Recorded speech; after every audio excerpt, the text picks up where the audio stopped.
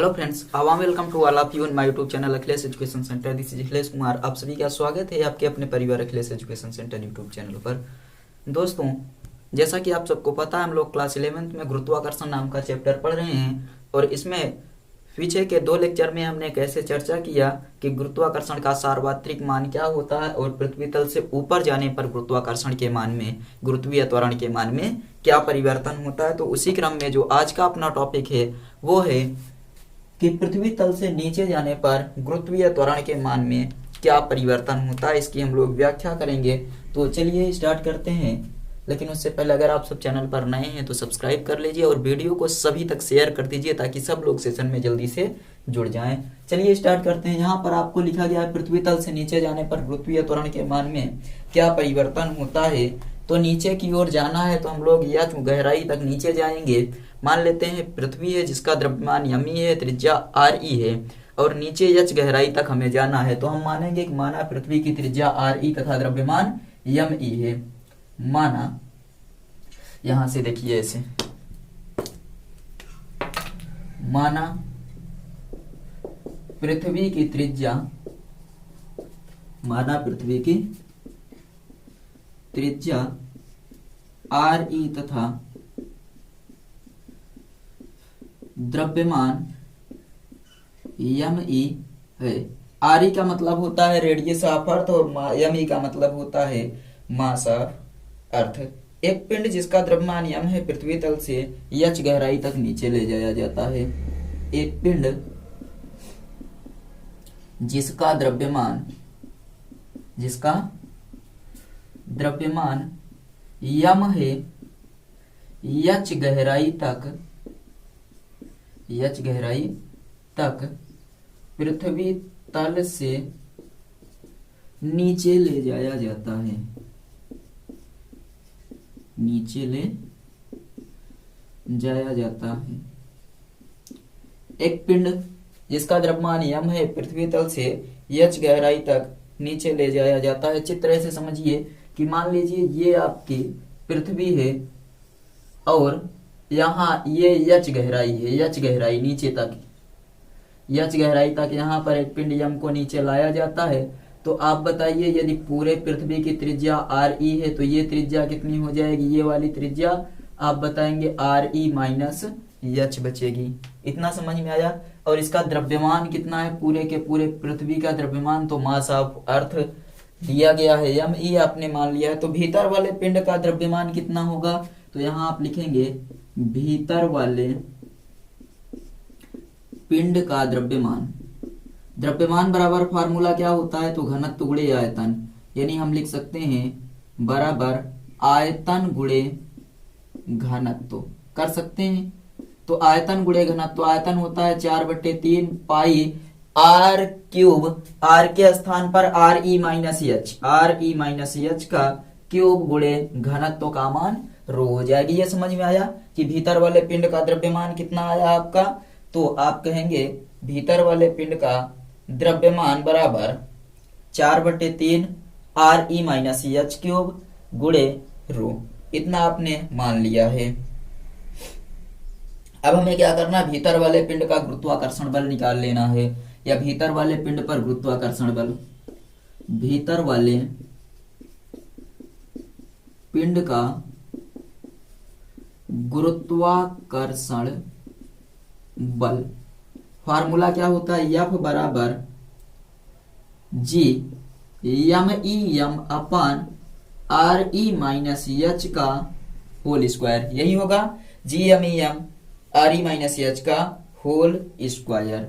तो यहां पर आप देखिए, ये आप मान लीजिए समीकरण नंबर 1 मानकर आप इसको चल सकते हैं। और हमें एक चीज ये बताइए कि जो यम ई निकाला गया है पूरा का पूरा, एक बार हमने मान लिया था कि ये पूरा द्रव्यमान कितना है, यम ई है, और उसके बाद छोटा वाला द्रव्यमान जिसको हम लोगों ने भीतर ले जाया गया, तो उसका द्रव्यमान कितना हो जाएगा, तो उसका द्रव्यमान यम ई हो जाएगा। और यम ई बराबर हम इसे कह सकते हैं, यम ई बराबर 4/3 पाई आर ई माइनस एच का होल क्यूब और रो मान रख देते हैं। एफ बराबर आपका आ जाएगा जी और उसके बाद यहाँ पर 4/3 पाई, 4/3 ऐसे रखिए, 4/3 और उसके बाद पाई RE-H का क्यूब गुणे रो, और ये वाला m बटे यहाँ पर हो जाएगा RE-H का होल स्क्वायर।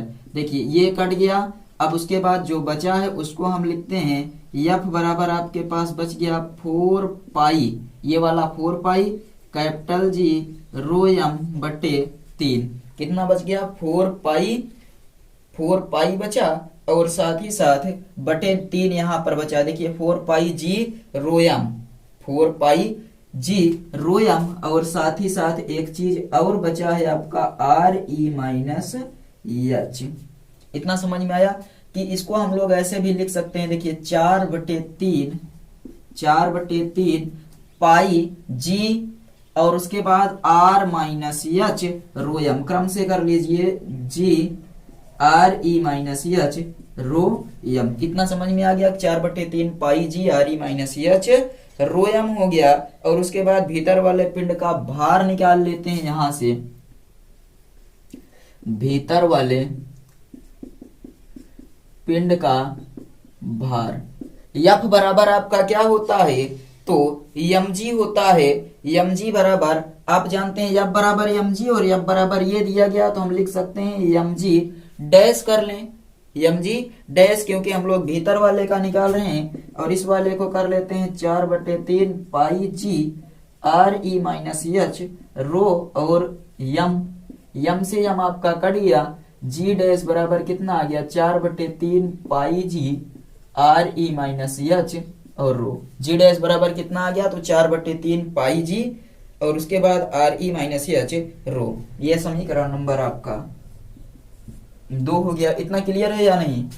सब कुछ क्लियर है? आपने मान लिया भीतर वाले पिंड का द्रव्यमान बराबर घनत्व गुणे आयतन, यमी बराबर 4/3 पाई RE-H क्यू, और उसके बाद रो। भीतर वाले पिंड पर गुरुत्वाकर्षण बल यानी का मान हमने यहां से रख दिया, और उसके बाद फिर ये कट गया आपका, ये इतना आया। और भीतर वाले पिंड का भार mg डैश बराबर आपका बायां पक्ष दायां पक्ष से करके, तो यहां पर इस प्रकार यदि पृथ्वी तल पर हो, इसी प्रकार यदि पिंड पृथ्वी तल पर हो तो गुरुत्वीय त्वरण कितना होगा?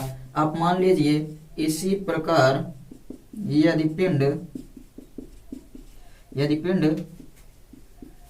पृथ्वी तल पर हो तो आपका गुरुत्वीय त्वरण कितना हो जाएगा? G बराबर आप निकालेंगे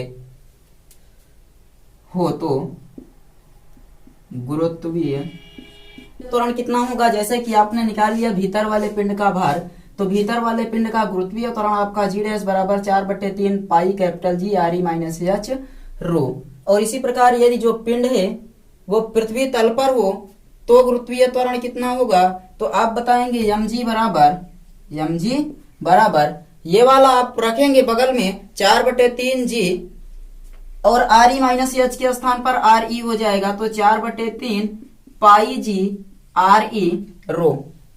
mg बराबर 4/3 पाई G RE पाई G RE रो, और साथ ही साथ आपका क्या m से m कैंसल, G बराबर 4/3 पाई G RE रो। ये आपका कहां पर हो गया? तो पृथ्वी तल पर पिंड का गुरुत्वीय त्वरण इतना आ गया, और इसको हम लोग नाम दे देते हैं समीकरण नंबर तीसरा नाम दे देते हैं। अब समीकरण 2 और समीकरण 3 का हमें क्या करना है? समीकरण 2 में भाग देना है समीकरण 3 से। तो आप यहां पर लिखेंगे समीकरण 2 को समीकरण 3 से भाग देने पर, समीकरण 2 को समीकरण 3 से भाग देने पर, भाग देंगे तो कितना होगा? तो G डैश बराबर 4/3 पाई G RE-H। देखिए यहां पर आपका क्या करना है, हमें समीकरण 2 को समीकरण 3 से भाग देना है। समीकरण 3 ये है आपका, तो यहां पर G हो जाएगा, और उसके बाद इधर वाला आ जाएगा 4/3 पाई G RE रो। कुछ कटेगा, तो जो कटेगा हम लोग क्या करते हैं, यहां पर भाग देने के बाद काट देते हैं। देखिए 4/3 से 4/3 पाई से पाई G से G, रो से रो कट गया, आपका बचा जी डैश अपान जी बराबर आर ई माइनस एच बटे आर ई, ये बच गया। और यहां से अगर जी डैश बराबर आप निकालना चाहें तो जी आपका उधर चला जाएगा, अर्थात जो जी डैश आपका आ जाएगा वो होगा जी डैश बराबर जी are E minus H upon R E. Ji dash बराबर जी are E minus H upon R ई, इसको जल्दी से नोट करिए। तो आपका यहां से एक फार्मूला बन गया। एक चीज और थोड़ा सा आप कर सकते हैं, देखिए संतुष्टि के लिए जी डैश आर ई बटे आर ई माइनस एच बटे आर ई, ये कट गया, आपका बचा जी डैश बराबर जी 1 माइनस एच बटे आर ई। ये क्लियर है, नीचे आपको दिख रहा है, इसको नोट कर लीजिए। जी डैश बराबर जी और आप 1 माइनस एच अपान आर ई, इससे क्या सिद्ध हो रहा है हमें बताइए जल्दी से। इससे क्या सिद्ध हो रहा है, जी डैश तब प्राप्त हो रहा है जब हम जी में आर ई माइनस 1 अपान यानी कि 1 माइनस एच अपान आर ई का गुणा कर रहे हैं। अतः पृथ्वी तल से नीचे जाने पर जी का मान घटता है। यहां आप क्या बताएंगे, तो इसी चीज को देखिए, इधर हम लोग यहां नीचे ही लिख रहे हैं कि अतः पृथ्वी तल से नीचे जाने पर जी का मान घटता है।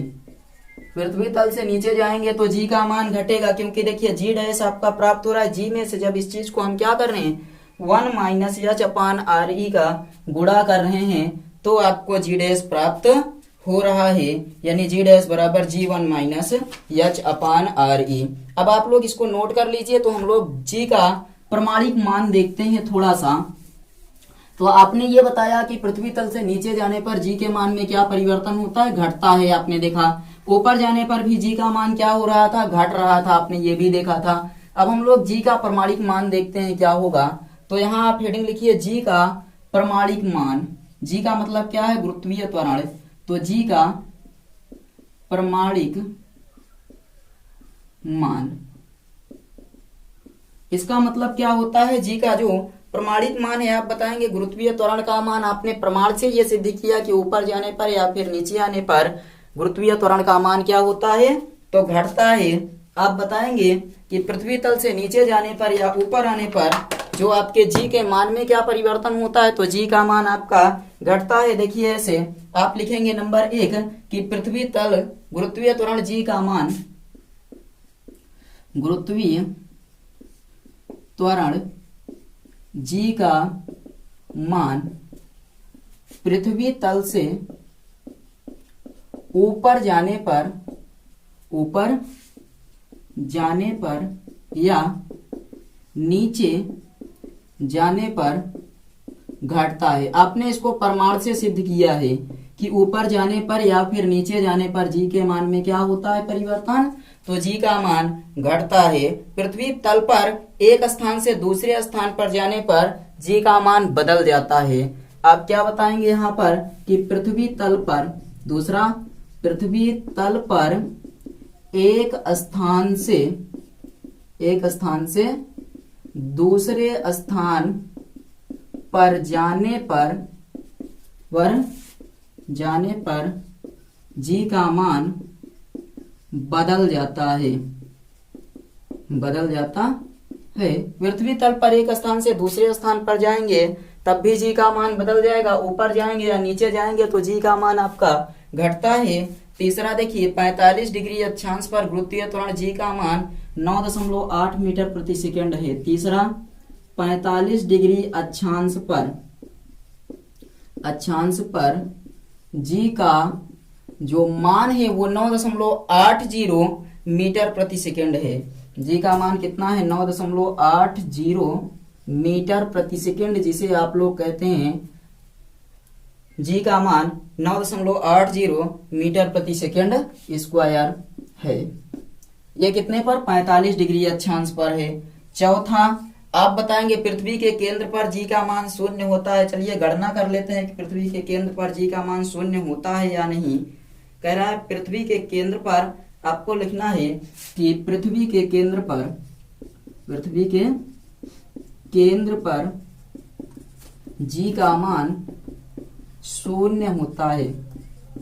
कैसे, कैलकुलेशन किया जाए, आप लोग ध्यान दीजिए, जी का मान शून्य होता है कैसे। और जो लोग अभी तक चैनल पर नए हैं वो लोग चैनल को सब्सक्राइब कर लेंगे तथा वीडियो को एक बार शेयर कर दीजिए। आज तो कम से कम 20 की संख्या में पहुंचा दीजिए, लाइव सेशन में कम से कम 20 लोग को तो ऐड करिए। तो यहाँ पर आप लिखेंगे जी डैश बराबर आपने क्या पढ़ा है, जी आप 1 माइनस एच अपान आर ई।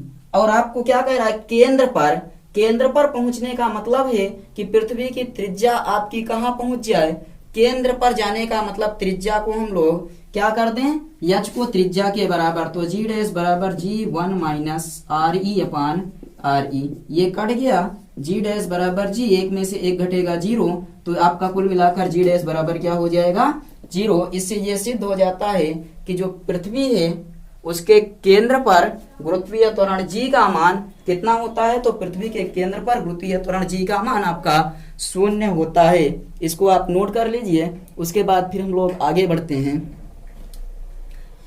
स्क्रीनशॉट एक बार ले लीजिए, आज मिटा नहीं रहे हैं, स्क्रीनशॉट ले लीजिए, उसके बाद फिर हम लोग मिटाते हैं और आगे बढ़ते हैं। मिटाया जाए इसको, चलिए इस चीज को हम मिटा देते हैं। पहले आप लोग इस तरफ का जो लोग नोट कर रहे हैं नोट कर लीजिए, और जो लोग स्क्रीनशॉट ले रहे हैं स्क्रीनशॉट ले लें और बताएं क्या ये पॉइंट समझ में आ गया। गुरुत्वीय त्वरण का मान पृथ्वी तल से ऊपर जाने पर या नीचे जाने पर घटता है, पहली बात। दूसरा, पृथ्वी तल पर ही एक स्थान से दूसरे स्थान पर जाएंगे तो जी का मान बदल जाता है। और तीसरा, पृथ्वी के केंद्र पर गुरुत्वीय त्वरण 0 हो जाता है। अब चलिए एक नया टॉपिक आपका इसी में स्टार्ट हो रहा है, इसी में एक नया टॉपिक स्टार्ट हो रहा है जिसका नाम है ग्रह। जिसका नाम क्या है, प्लैनेट।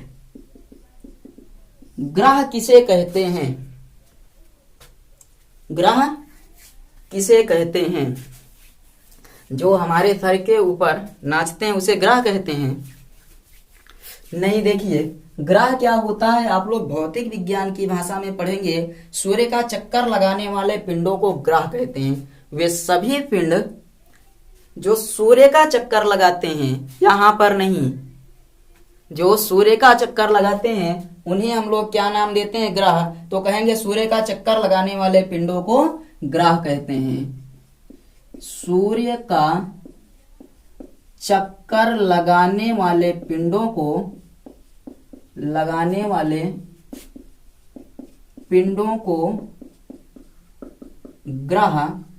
कहते हैं। ग्रह किन्हें कहते हैं, तो सूर्य का चक्कर लगाने वाले पिंडों को ग्रह कहते हैं।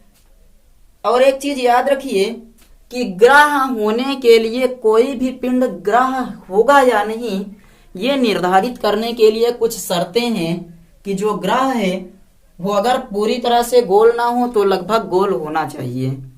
पहली बात तो ये कि अगर ग्रह पूरी तरह से गोल नहीं है तो आपको ये याद रखना है कि ग्रह लगभग गोल होना चाहिए।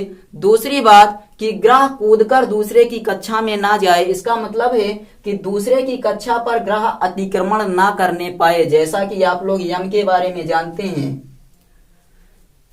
तीसरी शर्त यह है कि ग्रह स्वयं के प्रकाश से प्रकाशित नहीं होता है, ग्रह स्वयं के प्रकाश से प्रकाशित नहीं होता है। तो ग्रह के लिए कुछ शर्तें हैं जिनको आप लोग नोट कर लीजिए कि ग्रह की आकृति लगभग गोल होनी चाहिए, पहली शर्त। पूरी तरह से ना गोल हो तो चलेगा, ग्रह की आकृति लगभग गोल होनी चाहिए, ग्रह की आकृति लगभग गोल होनी चाहिए। दूसरा, ग्रह दूसरे के कक्षा में अतिक्रमण नहीं करता है, तो अतिक्रमण नहीं करना चाहिए, यानी कि ग्रह किसी दूसरे की कक्षा पर अतिक्रमण नहीं करता है। ग्रह किसी दूसरे की कक्षा पर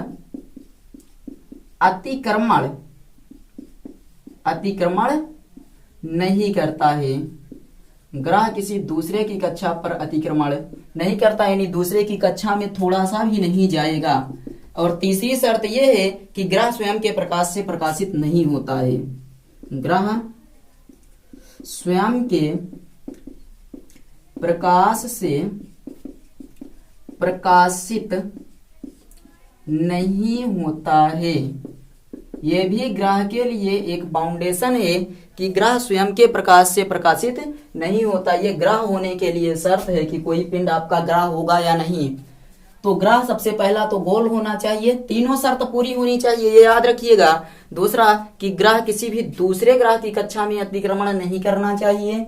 और तीसरा कि ग्रह स्वयं के प्रकाश से प्रकाशित नहीं होता है। और आप लोग याद रखिएगा कि सौर मंडल में 8 ग्रह हैं। सौर मंडल में 8 ग्रह हैं। अभी तक आप लोगों को जब बेसिक हम पहली क्लास लिए थे तो वहां बताए थे सौर मंडल विज्ञान यानी खगोलीय विज्ञान। आपका आ गया या नहीं बताइए। तो खगोलीय विज्ञान का अध्ययन हम लोग विज्ञान की ही शाखा में कर रहे हैं, भौतिक विज्ञान में ही, भौतिकी विज्ञान के अंतर्गत। क्लियर। तो सौर मंडल में 8 ग्रह हैं। सबसे पहली बात तो ये याद रखिए कि जो आपका प्लूटो था, जिसे आप लोग कह रहे हैं 8 नहीं 9 ग्रह हैं, कमेंट में जो लोग कह रहे हैं 9 ग्रह हैं, वो लोग ध्यान दें कि प्लूटो आपके ग्रह की श्रेणी से हटा दिया गया है। क्यों? क्योंकि वो मनमानी कर रहा था। किस प्रकार से देखिए मनमानी कर रहा था, वो आपको यहाँ पर बता रहे हैं। सबसे पहला, प्लूटो को अगस्त 2006 में हुई एक संगोष्ठी में, अंतरराष्ट्रीय स्तर पर एक संगोष्ठी हुई थी, जिसमें यह निर्णय लिया गया कि जो प्लूटो है वो ग्रह अब नहीं रहेगा, क्योंकि ये दूसरे की कक्षा में अतिक्रमण करता, इसने अपनी सीमाएं पार कर दी। यहाँ पर ये वाला, तो ये जब दूसरे की कक्षा में अतिक्रमण करने लगा तो प्लूटो आपका क्या हो गया, ग्रह की श्रेणी से बाहर हो गया। तो आप बताएंगे प्लूटो को अगस्त 2006 में एक खगोलीय संगोष्ठी हुई थी, जिसमें यह निर्णय लिया गया कि प्लूटो अब ग्रह नहीं रहा, क्योंकि वो दूसरे की कक्षा में अतिक्रमण करता है और ये ग्रह होने की अपनी जो योग्यता है वो नहीं रखता है, यानी कि अपनी योग्यता खो चुका है। तो चलिए लिखते हैं, प्लूटो को अगस्त 2006 में हुई, प्लूटो को अगस्त 2006 में हुई संगोष्ठी, एक अंतरराष्ट्रीय स्तर पर संगोष्ठी बैठाई गई थी, में सौर मंडल से बाहर कर दिया गया। प्लूटो को अगस्त 2006 में हुई संगोष्ठी में सौर मंडल यानी कि जो सूर्य का परिवार होता है, सौर मंडल से बाहर कर दिया गया। सौर मंडल से बाहर कर दिया गया। अब क्यों किया गया? सौर मंडल यानी सूर्य के परिवार, सूर्य का परिवार के अंतर्गत सूर्य और ये सब ग्रह आते थे, तो ये भी उसी में था, एक परिवार में एक छोटा सा सदस्य था, इसको बाहर कर दिए बेचारे को। चलिए, प्लूटो को अगस्त 2006 में हुई संगोष्ठी में सौर मंडल से बाहर कर दिया गया। कारण पूछा गया कि क्यों बाहर कर रहे हैं, आप लोगों के भी दिमाग में आना चाहिए, बेचारा अकेले ही तो है, क्यों बाहर कर रहे हैं बताइए। तो आप लोग ये याद रखिएगा कि इसने अपनी योग्यता खो दी। ये क्या कर रहा था, तो ये जो ग्रह होने की सीमा थी, उस सीमा को लांघ गया कि ग्रह किसी दूसरे की कक्षा में अतिक्रमण नहीं करता है, लेकिन ये क्या किया, थोड़ी सी मनमानी और ये परिवार से बाहर कर दिया गया। बताएंगे क्योंकि यह दूसरे ग्रह की कक्षा में अतिक्रमण करता है, क्योंकि यह दूसरे ग्रह के कक्षा में अतिक्रमण करता है। अब समझ में आया कि प्लूटो अब ग्रह क्यों नहीं रहा। तो प्लूटो अब ग्रह इसलिए नहीं रहा क्योंकि इसने अपनी सीमाएं लांघ दी। 2006 में एक सम्मेलन हुआ, आप लोगों को सब कुछ क्लियर दिख। चलिए देखिए, आपको बताया गया कि सौर मंडल में 8 ग्रह हैं। प्लूटो को अगस्त 2006 में एक संगोष्ठी के माध्यम से सौर मंडल से बाहर कर दिया गया, क्योंकि यह क्या कर रहा था, तो दूसरे की कक्षा में अतिक्रमण कर रहा था। और आप लोग देखिए, यहाँ पर एक चीज हम लोग लिख रहे हैं, इसको आप भूगोल में भी पढ़ सकते हैं, लेकिन अपने भी टॉपिक में है। तो सौर मंडल के ग्रहों का क्रम सूर्य के करीब से दूर की ओर, सौर मंडल के ग्रहों का क्रम, सौर मंडल के ग्रहों का क्रम किस प्रकार है, तो सूर्य से नजदीक से दूर की ओर, सूर्य से नजदीक से दूर की ओर। तो सूर्य से नजदीक से दूर की और इनका क्रम देखते हैं, किस क्रम में ये लोग नजदीक से दूर कैसे हैं। तो सूर्य के सबसे नजदीक कौन है आप बताइए? बुध, उसके बाद शुक्र, पृथ्वी, इस क्रम में मंगल। तो चलिए हम लोग लिखते हैं, सबसे पहले कौन आता है आपका? बुध सबसे करीब है, तब शुक्र, उसके बाद पृथ्वी। बुध, शुक्र, पृथ्वी, मंगल, बृहस्पति, मंगल, बृहस्पति, बृहस्पति, शनि, बृहस्पति, शनि, अरुण, यानी कि जिसे हम लोग बोलते हैं यूरेनस और नेपच्यून, यूरेनस और नेपच्यून, ऐसे नेपच्यून। तो आपका क्या हो गया? सबसे पहले बुध, शुक्र, पृथ्वी, मंगल, बृहस्पति, शनि, यूरेनस, जिसे अरुण और वरुण का नाम देते हैं। तो ये आपके सौर मंडल के ग्रह हैं जो सूर्य से नजदीक से दूर के क्रम में बताए गए हैं। आप लोग इनको नोट करिएगा ऐसे। शुक्र, देखिए बुध, शुक्र, पृथ्वी, मंगल, बृहस्पति, शनि, अरुण, वरुण, ये ग्रह हैं सूर्य के नजदीक से दूर के क्रम में। तो इसको नोट करिए, उसके बाद फिर हम लोग आगे बढ़ते हैं। आप याद रखिएगा कि बुध जो है वो सूर्य से सबसे नजदीक का ग्रह है, और जो नेपच्यून है ये सूर्य से सबसे दूर का ग्रह है, ये चीज आपको याद रखना है। और शुक्र को पृथ्वी की बहन और भोर का तारा कहा जाता है। इसको भी हम लोग ऊपर लिख लेते हैं कि जो ग्रह है शुक्र, उसे हम लोग क्या कहते हैं? उसमें शुक्र को बोलते हैं भोर का तारा और पृथ्वी की बहन। तो आगे यहाँ पर ऐसे लिखिएगा कि शुक्र को पृथ्वी की बहन, पृथ्वी की बहन और भोर का तारा, भोर का तारा कहा जाता है। यह हो जाएगा कि शुक्र को पृथ्वी की बहन और भोर का तारा कहा जाता है। पृथ्वी को नीला ग्रह और मंगल को लाल ग्रह के नाम से जाना जाता है।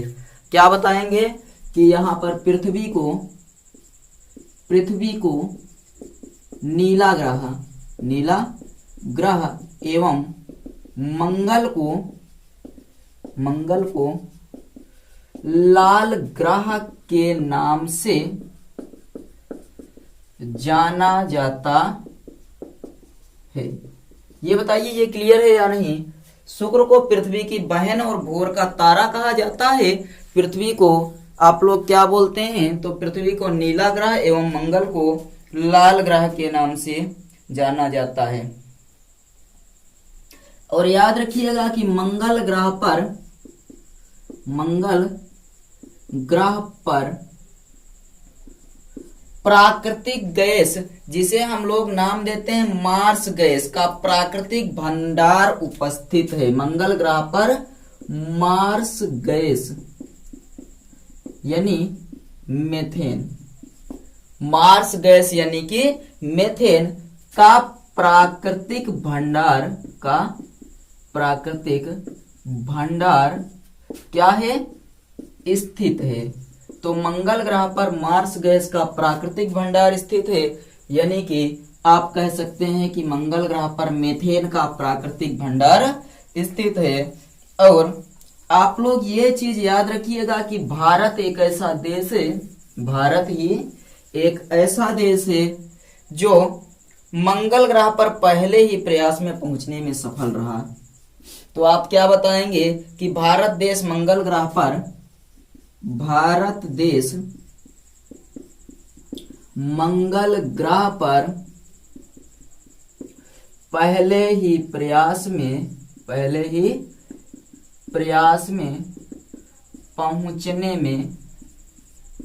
पहुंचने में सफल रहा।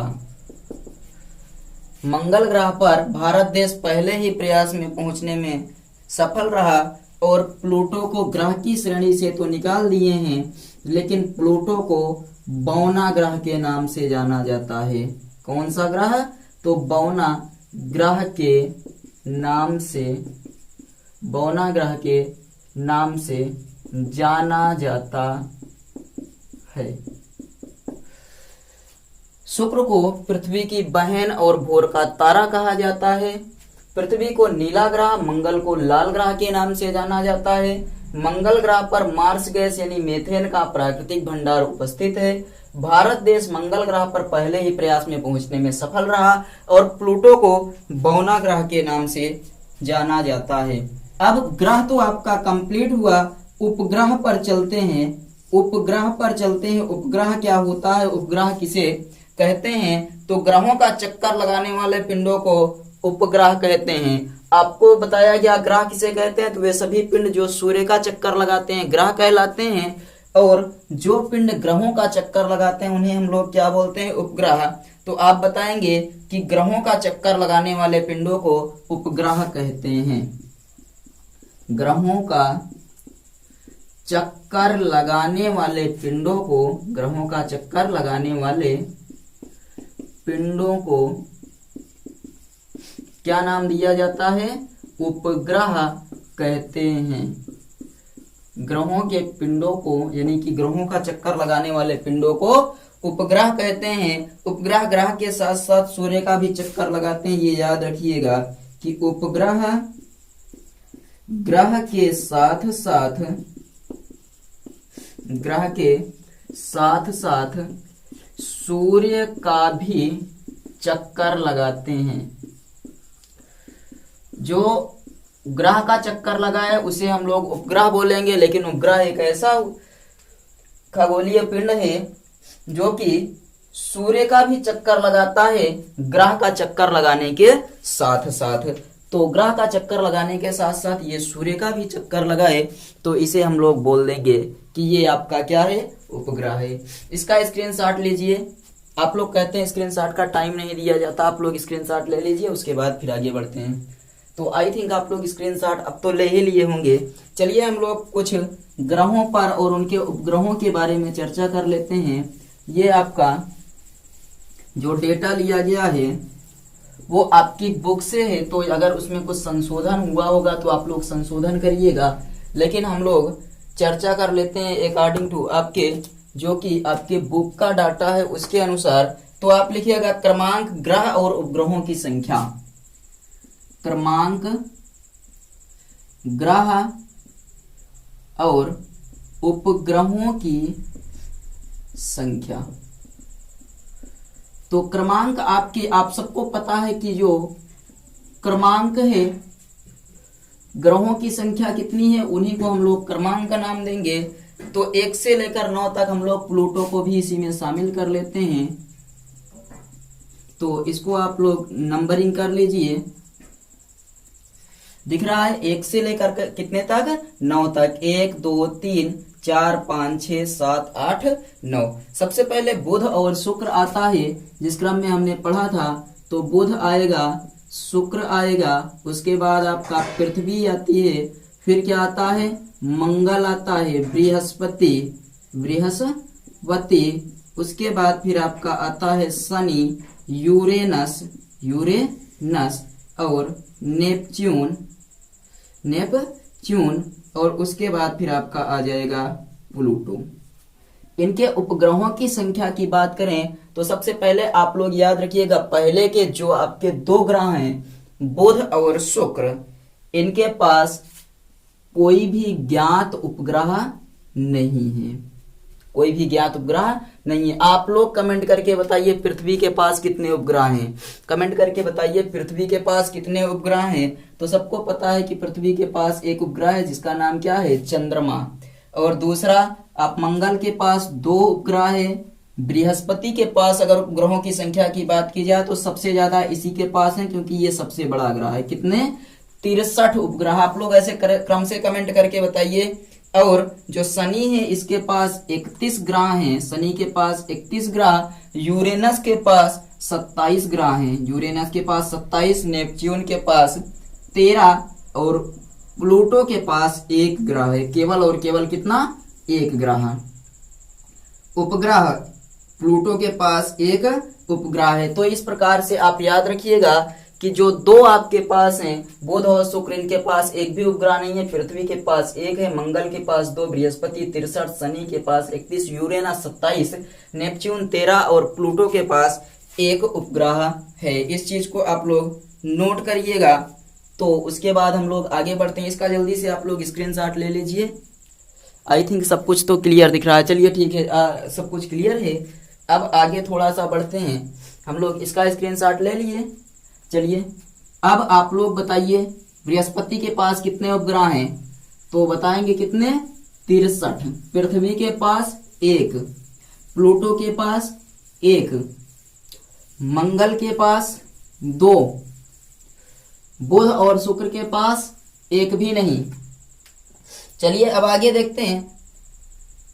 कुछ डेटा है, लिखिए क्रमांक और ग्रह का रंग और उसके बाद दूरी करोड़ किलोमीटर में सूर्य से। दूरी करोड़ किलोमीटर में किसके साथ? तो आप बताएंगे कि सूर्य से कितनी दूरी, कितने करोड़ किलोमीटर। और अगला आप लिख लीजिएगा अपने अक्ष पर एक चक्कर कितने दिन में पूरा करता है। तो अपने अक्ष पर एक चक्कर, अपने अक्ष पर एक चक्कर। तो ये चीज आपको अब सीखना है कि क्रमांक में जो ग्रह हैं वो कौन कौन से हैं, कौन कौन सा रंग है, सूर्य से कितने करोड़ किलोमीटर की दूरी पर हैं और अपने अक्ष पर एक चक्कर कितने समय में लगा लेते हैं।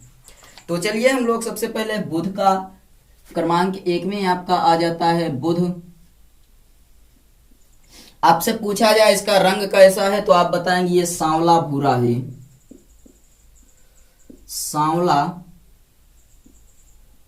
भूरा है। आपसे पूछा जाए कि सूर्य से दूरी कितने करोड़ किलोमीटर है तो आप बताएंगे 6 करोड़ किलोमीटर। और ये जो अपना एक चक्कर पूरा करता है अपने अक्ष पर वो 59 दिन का समय लगता है पृथ्वी की अपेक्षा। यानी कि आप क्या बताएंगे कि बुध सांवला भूरा रंग का है, 6 करोड़ किलोमीटर दूरी है सूर्य से और ये अपने अक्ष पर एक चक्कर 59 दिन में पूरा कर लेता है। दूसरा आपका कौन सा ग्रह आ जाएगा? तो दूसरा कमेंट करके बताइए। शुक्र आ जाएगा। और शुक्र कैसा है तो आप बताएंगे स्लेटी काला है। शुक्र स्लेटी काला, शुक्र का रंग कैसा है? स्लेटी काला। और ये 11 करोड़ किलोमीटर दूर है किससे? तो सूर्य से। आपने देखा सांवला भूरा था 6 करोड़ किलोमीटर और स्लेटी काला है शुक्र 11 करोड़ किलोमीटर है और ये 243 दिन का समय लेता है। 243 दिन का समय लेता है अपने अक्ष पर एक चक्कर लगाने में। यानी कि 243 दिन जब बीतते हैं तो ये अपना एक चक्कर ऐसे पूरा करता है। तो ये हो गया दूसरा। तीसरे की बात करते हैं, कौन आता है? तो अपनी प्यारी सी पृथ्वी। इसका रंग कैसा है आप लोग बताइए? तो ये हरी नीली दिखाई देती है, हरी नीली। आप लोग कमेंट करके बताएंगे कि दूरी कितनी है सूर्य से करोड़ किलोमीटर में। तो ये है 15 करोड़ किलोमीटर। कितने दिन में एक चक्कर आपकी पृथ्वी लगाती है? तो आप बताएंगे कि ये एक दिन में एक चक्कर लगा लेती है। यानी कि लगभग 24 घंटे में एक चक्कर पूरा कर लेती है। चौथा जो अपना है पृथ्वी के बाद आता है मंगल। मंगल किस कलर का है? तो मंगल का रंग कैसा है पता है? लाल तांबे जैसा, लाल तांबे जैसा इसका रंग है। मंगल का रंग कैसा है? लाल तांबे जैसा। और ये 23 करोड़ किलोमीटर है। आपसे पूछा जाए कि ये कितने दिन में एक चक्कर लगाता है तो ये भी पृथ्वी की तरह ही एक दिन में अपना एक क्या करता है? घूर्णन पूरा करता है। आप इसे घूर्णन का ही नाम देंगे क्योंकि यहाँ पर जो चक्कर लगाया जा रहा है वो अपने अक्ष पर है। पांचवें की चर्चा करते हैं। पांचवा है अपना बृहस्पति। पांचवा अपना क्या है? बृहस्पति। बृहस्पति का रंग कैसा है हमें जल्दी से बताइए। तो ये अपना गुलाबी रंग का ग्रह है। बृहस्पति किस रंग का है? गुलाबी रंग का। दूरी कितने करोड़ किलोमीटर है? तो ये 77 करोड़ किलोमीटर है सूर्य से। अपना एक चक्कर कितने दिन में पूरा करता है? तो आप बताएंगे 9 घंटा 56 मिनट। 9 घंटा 56 मिनट में ये अपने अक्ष पर एक चक्कर घूम जाता है। बृहस्पति गुलाबी रंग का ग्रह है, 77 करोड़ किलोमीटर दूरी है सूर्य से और 9 घंटा 56 मिनट में अपना एक चक्कर पूरा कर लेता है। छठवें की बात करते हैं। छठवां आता है आपका शनि। और शनि कैसा है? तो ये लाल काला है। इसका रंग कैसा है? लाल काला। और सूर्य के साथ इसकी जो दूरी है वो 142 किलोमीटर है। इसकी दूरी कितनी है? 142 करोड़ किलोमीटर। और ये 10 घंटा 40 मिनट में अपना एक चक्कर पूरा कर लेता है। 10 घंटा 40 मिनट में शनि भी अपने अक्ष पर एक चक्कर पूरा कर लेता है 10 घंटा 40 मिनट में। तो ये क्लियर हुआ। यूरेनस की बात करते हैं। 7वां अपना आ जाता है यूरेनस। यूरेनस का रंग कैसा है? तो आप बताएंगे यूरेनस जो है आपका वो नीले रंग का है। यूरेनस आपका कैसा ग्रह है? तो नीला ग्रह है। जैसा कि पृथ्वी उसी प्रकार से यूरेनस। और 287 करोड़ किलोमीटर दूर है। ये सूर्य की तुलना में 287 करोड़ किलोमीटर इसकी दूरी है। 17 घंटा 14 मिनट में एक चक्कर, एक घूर्णन पूरा करता है। 17 घंटा 14 मिनट में अपना एक घूर्णन पूरा कर लेता है। ये सब आपने कैसे ज्ञात किया? तो भौतिकी की सहायता से ज्ञात किया। इसीलिए हम लोग इसको पढ़ रहे हैं कि जो गुलाबी ग्रह बृहस्पति है वो 77 करोड़ किलोमीटर है, 9 घंटा 56 मिनट में एक अक्ष पर घूर्णन करता है। शनि लाल काला है, 142 करोड़ किलोमीटर दूरी है, 10 घंटा 40 मिनट में एक चक्कर पूरा करता है। यूरेनस नीले रंग का ग्रह है, 287 करोड़ किलोमीटर दूरी है, 17 घंटा 14 मिनट का समय लेता है। नेपच्यून जो है आपका वो 8वां है। नेपच्यून ये कैसा है? तो आप बताएंगे इसका रंग है धुंधला स्लेटी। धुंधला स्लेटी। और ये सूर्य से कितने करोड़ किलोमीटर दूर है? 450 करोड़ किलोमीटर दूर है। 450 करोड़ किलोमीटर दूर है। और ये जो अपना एक चक्कर पूरा करता है तो एक चक्कर पूरा करता है 16 घंटा 7 मिनट में। 16 घंटा 7 मिनट में। ये डेटा आपके लिए इंपॉर्टेंट है, तो ज्यादा जरूरी तो नहीं है, लेकिन अगर याद हो जाए तो ज्यादा अच्छी बात है, क्योंकि इस चीज को हम लोग अपने किताब में देखे हैं, पढ़े हैं, तो ये आपको याद होना चाहिए कि बुध जो है वो क्या करता है? रंग इसका सांवला भूरा है, 6 करोड़ किलोमीटर की दूरी है और 59 दिन में एक चक्कर लगाता है। यानी कि यहाँ जो अपनी पृथ्वी 24 घंटे में घूम जाती है, 12 घंटे का दिन 12 घंटे का रात होता है, यहाँ 59 दिन में एक बार घूमता है। शुक्र है स्लेटी काला, 11 करोड़ किलोमीटर दूर, 243 दिन का समय लेता है। पृथ्वी हरी नीली है, 15 करोड़ किलोमीटर दूर है, यानी 14.87 करोड़ किलोमीटर दूर है, एक दिन में एक चक्कर। और मंगल आपका लाल तांबे जैसा है, 23 करोड़ किलोमीटर दूर, ये भी एक दिन में एक चक्कर। बृहस्पति गुलाबी रंग का है, 77 करोड़ किलोमीटर दूर, 9 घंटा 56 मिनट का समय लेता है। शनि लाल काला है, 142 करोड़ किलोमीटर दूर है, 10 घंटा 40 मिनट का समय लेता है। यूरेनस नीला है, 287 करोड़ किलोमीटर दूर है, 17 घंटा 14 मिनट का समय लेता है। नेपच्यून धुंधला स्लेटी है और 450 करोड़ किलोमीटर की दूरी पर है, 16 घंटा 7 मिनट में ये क्या कर लेता है? अपना एक चक्कर या एक घूर्णन पूरा कर लेता है।